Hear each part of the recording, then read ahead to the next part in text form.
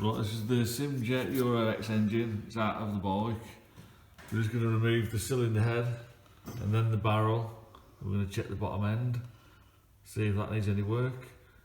We've had to set this up with a small size socket so that you can fit in. So when you do it, remember that.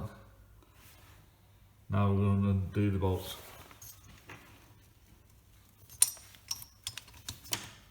Do them diametrically opposite to release the pressure on the cylinder.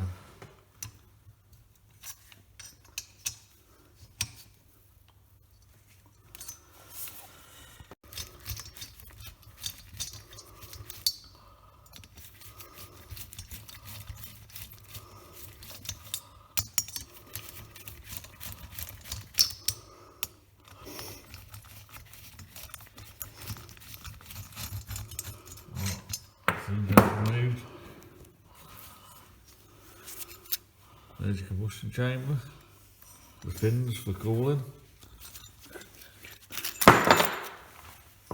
There's your inside your barrel. Can't see the piston. So your barrel's at top dead centre now. You can move it just by moving that to get to the bottom so you can remove the barrel. So here we go, just give it a hit round with the hammer, well with the rubber hammer, and that should just pull loose and the piston ring should just slide out. As you can see, the piston's got loads of wear. Can't really tell from the barrel.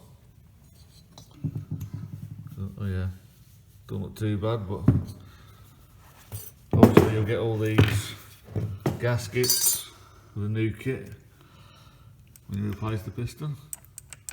Just going to take this off now, take the piston off and check the bottom end.